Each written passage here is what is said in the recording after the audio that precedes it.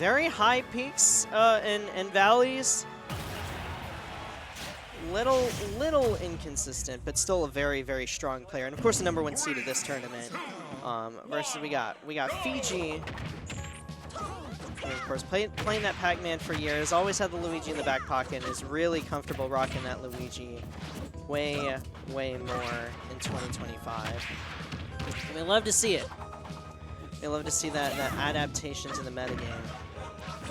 And it's definitely working out for Fiji. Like, you know, the first couple of events, I think Fiji may have slumped a little bit, but then, you know, as soon as she got her footing, was able to get up in there with that Luigi. But that being said, deliboid just doing what deliboid does best, right? Bomb into forward air. I mean, that is the tried and true thing that Toon Link is going to be looking for. It's just this 1-2 piece confirms, and that forward air is one of the best in the business, let me tell you.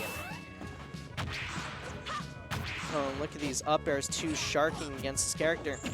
And as someone that not only just played against deliboid, but also plays a floating character, I can kind of attest to the fact that the game plan here is pretty much always have a bomb in hand, shark with up airs, and make it as difficult as possible for the floaty to land.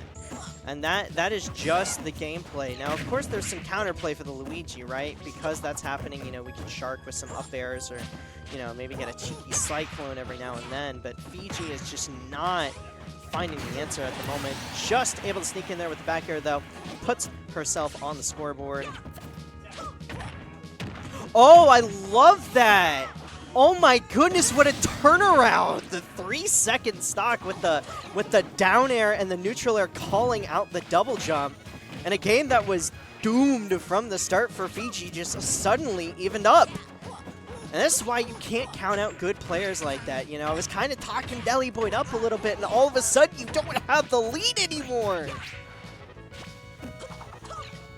Gotta hone it in, though. You know, Fiji, you still have to finish your food. I mean, we're doing our best here, but bomb forward air, almost gonna take it. We're gonna throw that arrow out there.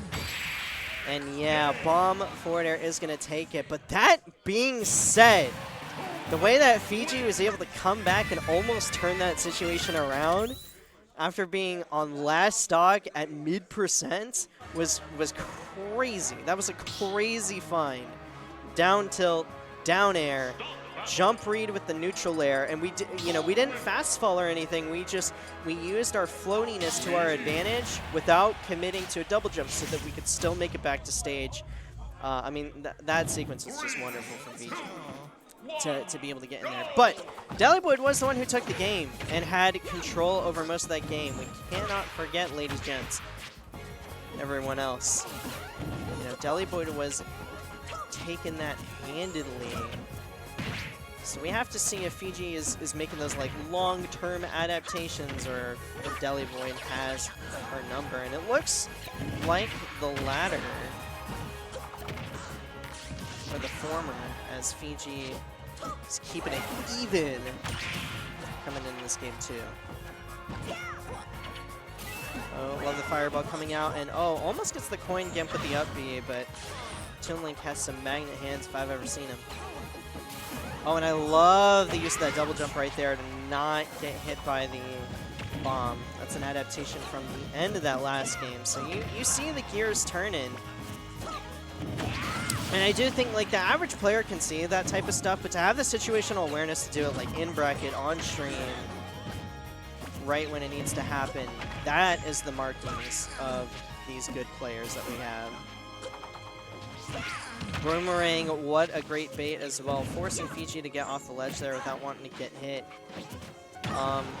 And I feel like the way that deliboid plays this character is actually very similar to how most snakes usually want to play, where, you know, it really does feel like a trap character, where they force you to get hit by something, you know, especially if they have 1 or 2 bombs in hand and they spend a little bit of time juggling it or maybe looking for that air dodge read. Where deliboid will throw out those projectiles just to force you to do something and then react to it. And most of the time you're going to get hit there and eat 20 to 30%. Just as I say that, though, you know, Fiji finally getting once again on the scoreboard. And we were in this exact same position last game, but I don't think deliboid's necessarily going to fall for the same trick twice. Although I could be wrong. Oh my goodness, Fiji I love that commit. I'm gonna keep my mouth shut. Fiji was looking for blood right there with a double jump up air, and I really thought that was gonna be it. And then deliboid just SD'd. Sure, man. The crowd not on deliboid's side, but you know what? Shout out to him. He ended up getting the W at the end of it, anyways. SD to 15, but still, just try and true bomb into that forward air. There we go. Air dodge, it wasn't really forced out, but I think a lot of people, especially those that don't have like Toon League experience, they're gonna get scared and they're gonna like pick that option. Best thing to do in that situation is to not press a button. Don't do it. Don't press a button. And if you do that, you know, Toon League might get an up air or whatever, like a weak up air, but it's not gonna kill. That's my advice. That's my advice from yours truly. Although they made it further in the brackets, so take it with a grain of salt. You know what it was.